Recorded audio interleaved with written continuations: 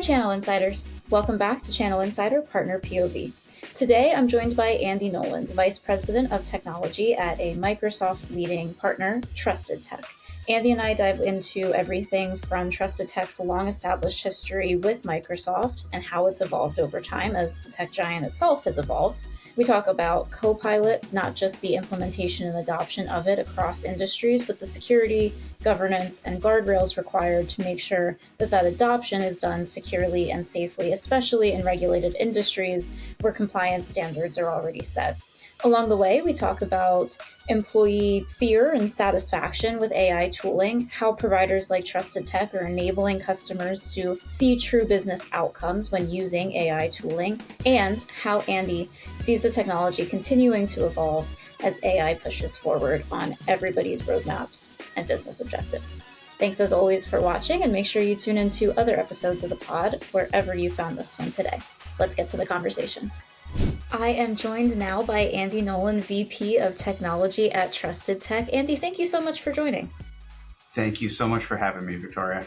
I guess to kind of kick things off before we dig into the conversation we're going to have, would love to have you introduce yourself, introduce Trusted Tech, and tell our audience a little bit more about you.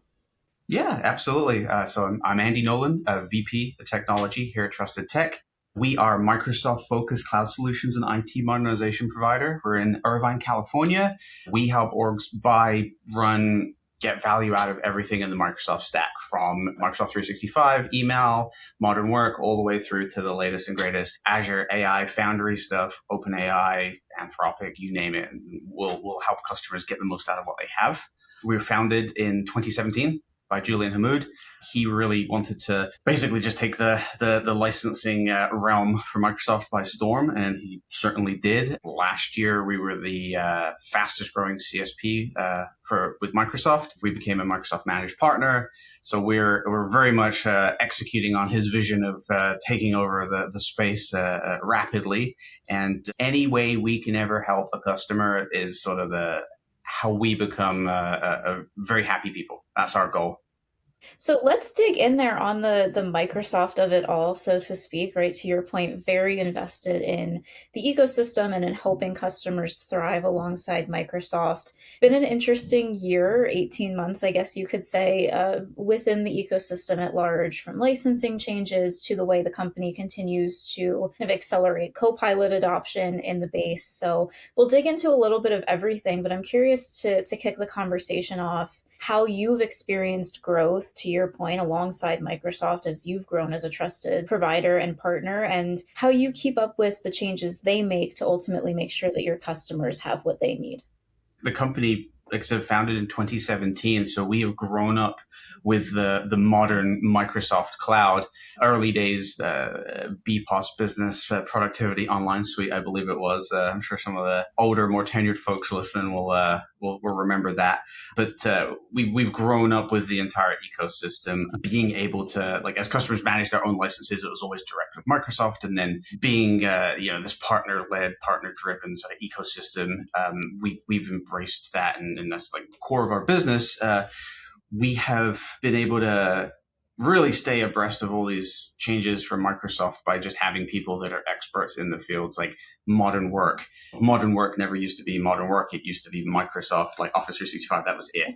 But staying up to date with that and having teams that evolved into modern work, into Azure, into AI in particular on Azure and Copilot and stuff. We really just have experts in those fields and people that just consume everything about that. Microsoft has a variety of channels of release of information, and our folks are just wired into that all day, every day, with announcements and meeting with Microsoft and getting ahead of these things. So we've really just been in the game, so to speak, and really invested in how the whole product comes together, and that's how we become the experts that we are, and as up to date as possible.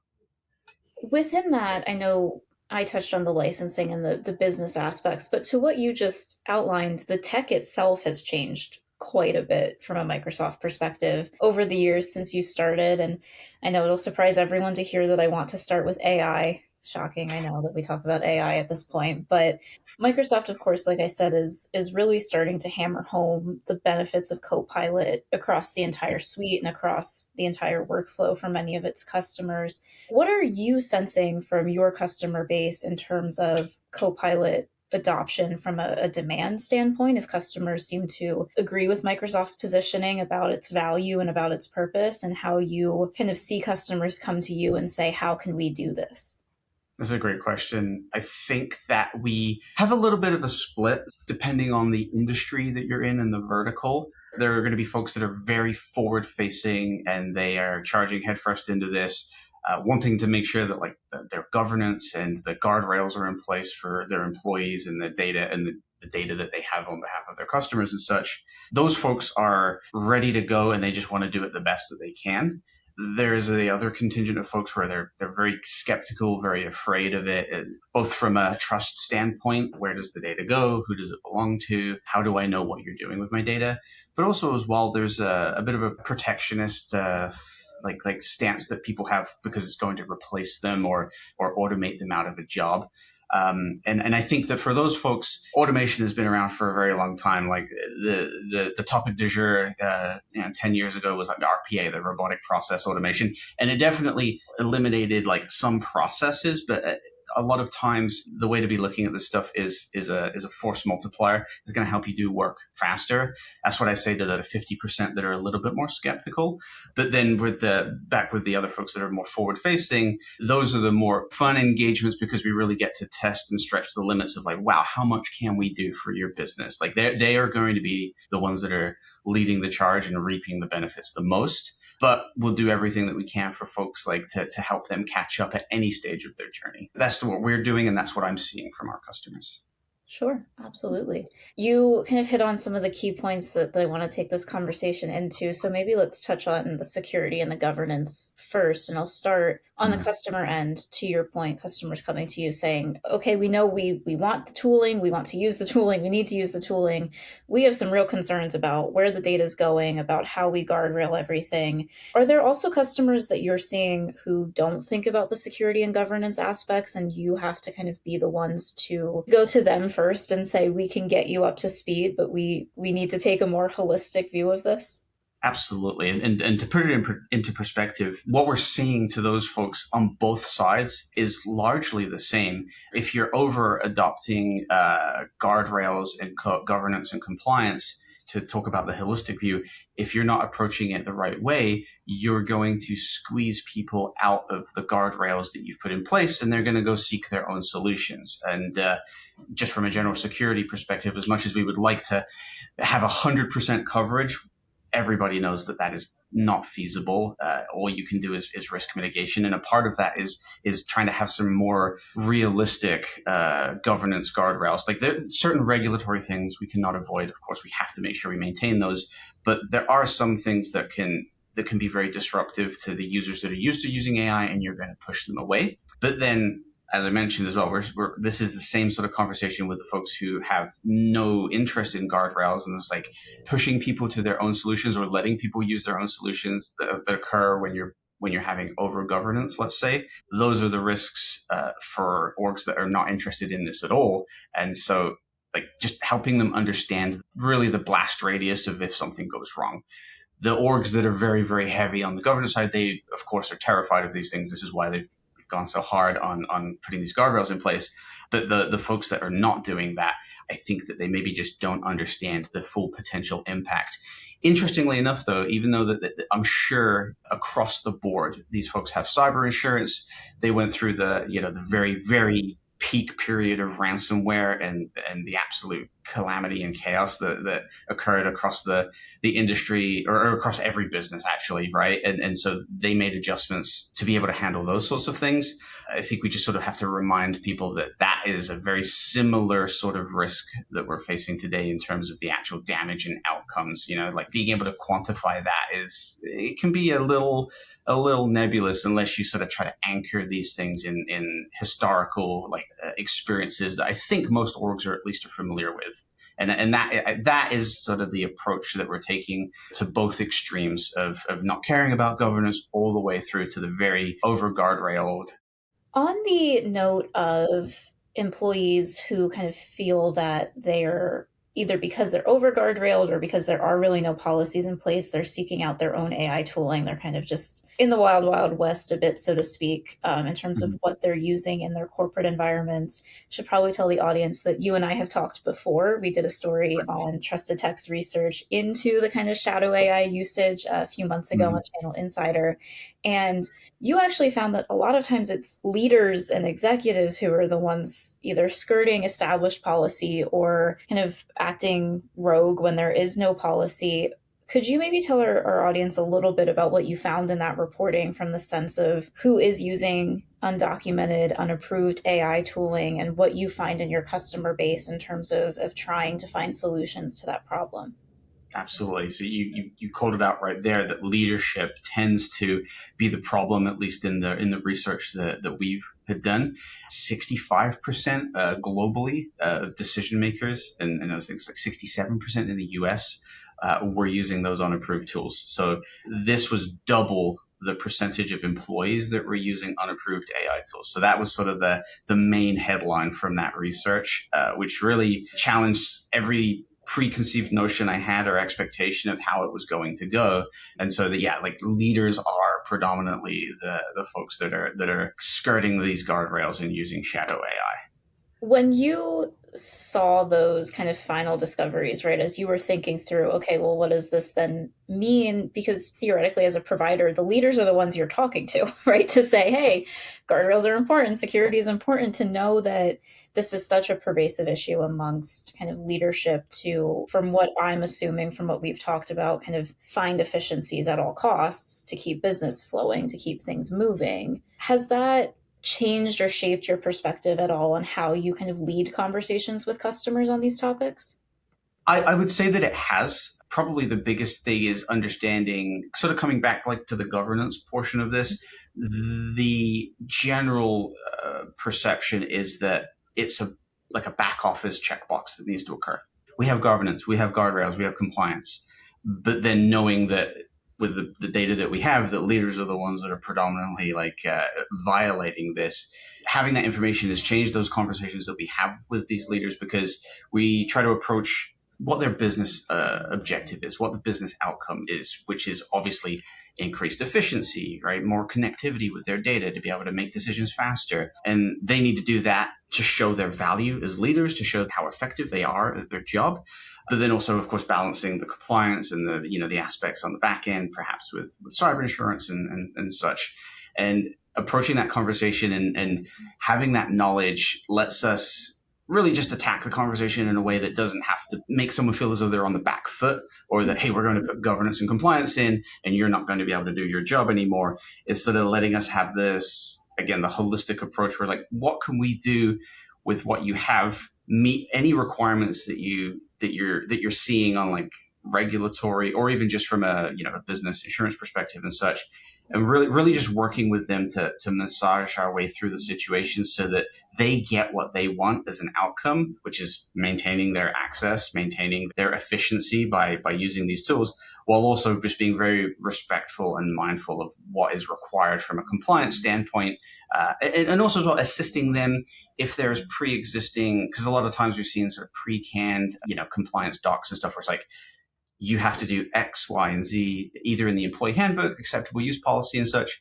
And if there's gaps that are there, we can assist and help them craft. We're not going to write it for them, but we can give them point them in the right direction. Like, you don't have to work around this. We can work through this, work the problem, and make the change for the org, which obviously then leads to just better outcomes for everybody. The company's protected. The leaders are not having to skirt around these policies, and everything becomes well established so that there's really no murky, nebulous decision making. It's very clear cut.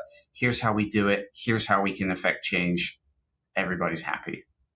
I know too, from a more of a technical capability standpoint, Microsoft has also leaned heavily into the security aspects, right? As they build out Copilot, as they've enrolled environments into it, et cetera. How often do you kind of take Microsoft's, this is how we're approaching security, this is how Copilot is secure messaging, and then infuse that into what I'm sure are your kind of extensive services that incorporate Microsoft and probably other solutions that you provide to get the customer to that point? We always want to take that as the baseline. There are different tiers of customers that are in their security journey. Of course, it would be nice to apply the best practices and enforce that at every level. But there are real implications to that. There's a financial burden in some areas, depending on tooling that is used beyond like Microsoft in the environment. It really comes back to that holistic approach. But we always are going to come from the best practice angle because Microsoft has a ton of engineers and analysts and experts in the field, numbering in the thousands, right? Like these guys have put together the playbook that they believe is the very best way to handle this. And I think that we do a good job of making sure that we are able to pass that knowledge onto the customer, but distilled in a way that is useful to them. Because obviously documentation, there's a lot to go through. Like it could take a lifetime for somebody to really read all the policy docs that exist, right, for best practice. So like that's our value of being able to distill that and give that to them in a way that they can action on without having to go through many hours of even just trying to understand one section, one portion of the whole. I want to return to something you had mentioned earlier, which is the concept I think that many people still face of, if I embrace AI, am I ultimately just training something to replace me? Is this going to kind of wipe out the work that I feel like I excel at within my workforce? What does that mean for me moving forward for my career? Could you walk me through kind of how you've seen, how you've helped your customers encourage employees at any level to maybe not see AI as a replacement, to maybe drop some of that fear factor? And do you think that that is kind of an approach to AI that will lessen over time as this just becomes more ubiquitous in the workplace? Or do you think that this is probably a lasting concern that employees will hold? I think that it will probably be a lasting concern that employees will hold. But I do think the important part to focus on here is how it's approached with employees. Because if you are data entry as your day to day, you're taking data from one place and moving it into another, there is concern there because this is a very repeatable process. But this comes to having somebody be able to really assess what is going on in your business. And it is quite unlikely that this person, let's say in this scenario, data entry, it's quite unlikely that they are spending 8 hours a day performing that action. There's going to be other areas, other things that they are doing that are critical to the business that isn't necessarily their sort of core function, but it actually turns out that this is a very valuable bonus, or this is a very valuable action that they do for the business. More specifically, I think, and probably where like the biggest concern sits is around development, coding.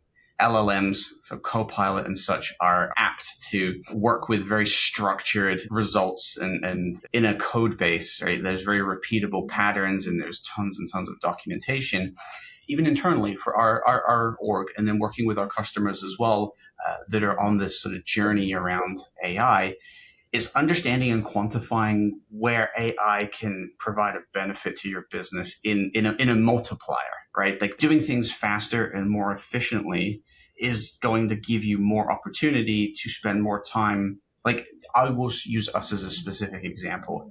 We're using AI in some areas, very, very constrained, for the repeatable things that we really didn't need to have a person doing, has given that person far more time to then start working on future, like enhancements to the business. There are so many options that like you can retool, reallocate that time for R&D, basically taking the heavy lifting that you have to do on the day to day, and then shifting that time that you've now freed up to being able to provide more value to the business. And that's why I think that from any of the orgs that are really like at the frontier of AI, that is what they are saying. And in practice, I've seen it.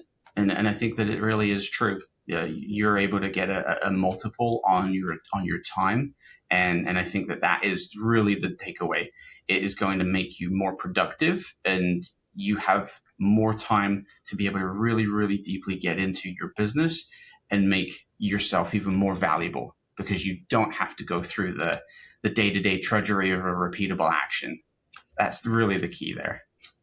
I'm curious, Andy, and I know you touched on it a little bit just now, but when you think about how trusted tech has kind of embraced AI, embraced automation, which to your earlier point is not necessarily a new term, especially not, I think, for many service providers. But when you think about the ways that AI has enabled just yourselves internally to better support customers, what are some of those kind of key aspects of the service provider space that you think are A, great for automation, and B, probably still need to stay with a human? Comes back to the repeatable stuff, right? Like if you are just doing heavy lifting every day, moving things from one place to another, moving things between systems. Now, human in the loop is a core part of this, right? It's very easy because you're like depending on what we're talking about, like that could be very, very high stakes, or it could be very, very normal, data entry. It comes back to having context to the business and to what you're doing, I think is really the main takeaway there.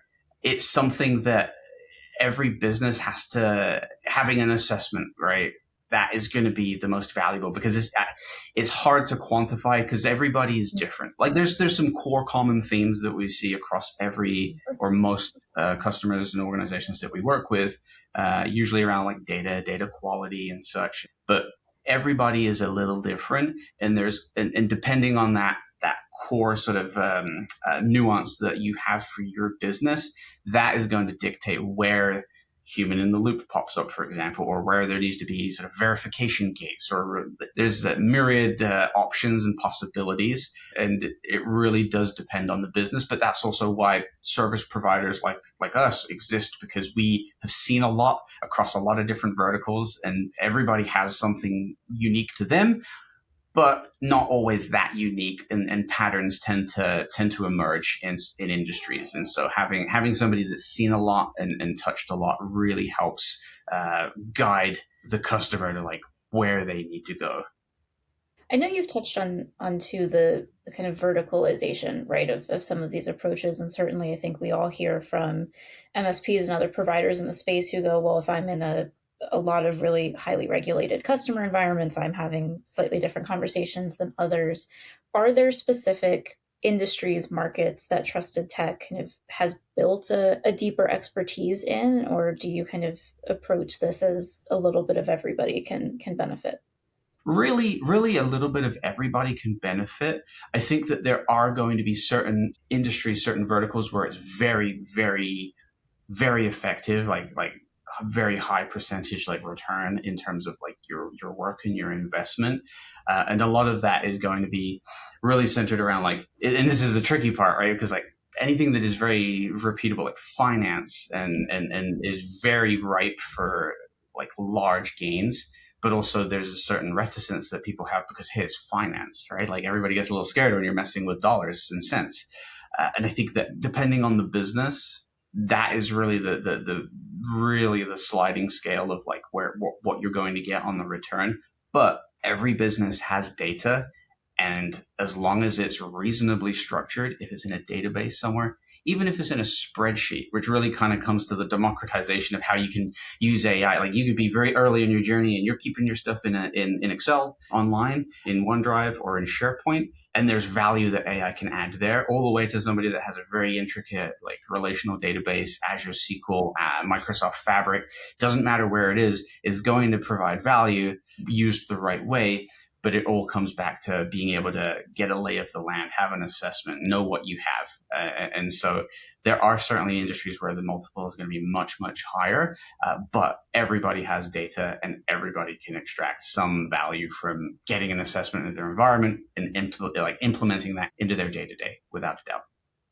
As we continue to kind of grow down the AI path, for lack of a better word, or to use a very kind of overused metaphor, and I know nobody has a crystal ball and can predict the future, but how do you see kind of AI adoption continuing from a maturity lens? And how do you see kind of maybe customers who have been a bit ahead of the curve, maybe did a lot of the chatbot work, et cetera, last year, or were early Copilot adopters, frontier customers, to use the terming that I know Microsoft likes? What's the next step for them then? And how do you kind of see the market as a whole moving over the next 6 to 12 months?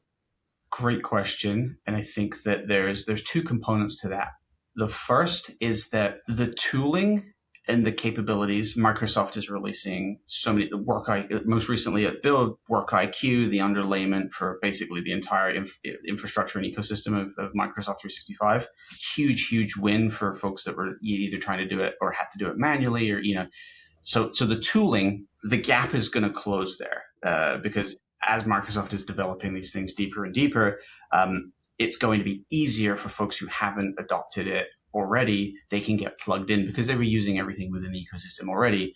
And Microsoft is just exposing more of this stuff and just making it easier to get started. However, that's not to say that folks who were ahead of the game, they did implementations a year ago or they did assessments a year ago or earlier.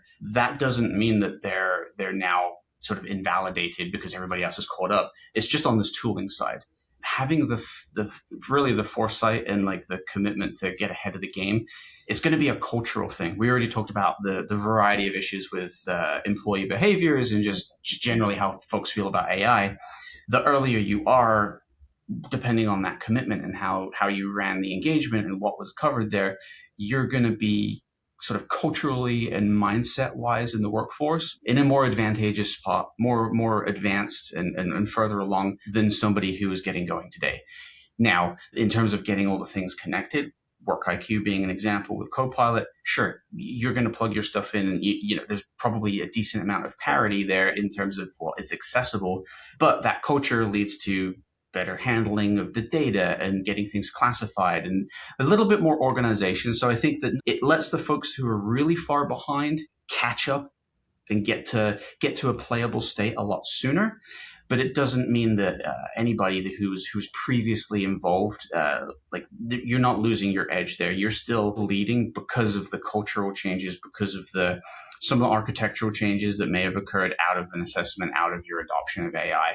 So it's really a tooling part that I think is the equalizer, but it really just depends on the company culture, the company policy and stuff. And there's no better time than now. Last year would have been great, but now is the time. But for the folks who have done that already, they're going to be in a good spot and in a more advanced spot if they've been really working at it and working on the business.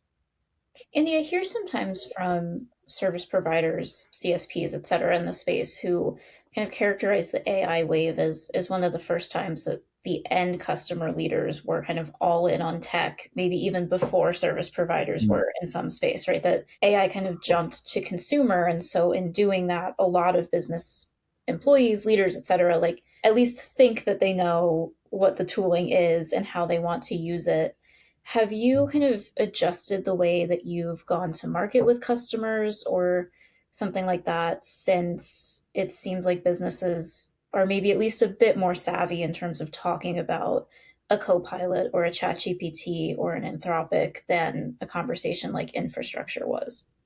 I think so. There's still going to be certain areas that you can go surface level and then you go much, much, much deeper. I think that, let's say 2 years ago, 3 years ago, ChatGPT was sort of the darling of the industry, but it wasn't fully realized and it didn't fully proliferate amongst the consumers. And so those conversations would be, what's that? What's a GPT? What's it? Now it's you probably couldn't walk 10 feet outside of your office and say GPT and have somebody not know what you're talking about, at least in Southern California where we are. And so I think that the consumer adoption has definitely led to much easier conversations to get started. Actually, it's a mile wide and it's a mile deep. Let's not mess around here, right? But it makes the initial conversation easier. We're seeing more direct engagement from our customers. Like, hey, what do I need to do to be ready for, Copilot? What do I need to do? Or hear on the news, hey, XYZ bad thing happened. How are we going to protect ourselves from that? Or what about this thing? So it's good because it really has just sort of leveled up what the baseline understanding is of the technology and the benefits and the risks. And so that makes the conversations easier, especially because you mentioned on the leadership side, different conversations with IT leaders and then having to have conversations at the CFO finance level, at the executive level for, like for CEOs. That has made things a lot easier, I think, as well, because you don't have to do the sort of like the full explanation and the demonstration of the values and the risks and such. It's just sort of an innate thing now, which I really makes the approach a lot better.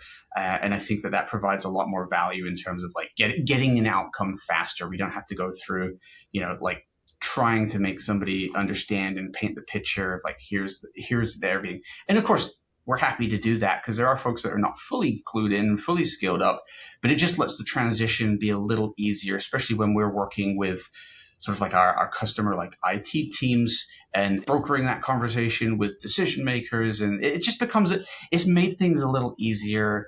There's a sort of just a base understanding that everybody has, and things flow a little cleaner. As we kind of start to wrap the conversation, I want to pick your brain a bit more about the Microsoft ecosystem, and obviously have been, as we've said, in the ecosystem for a long time, have grown alongside Microsoft as they have grown.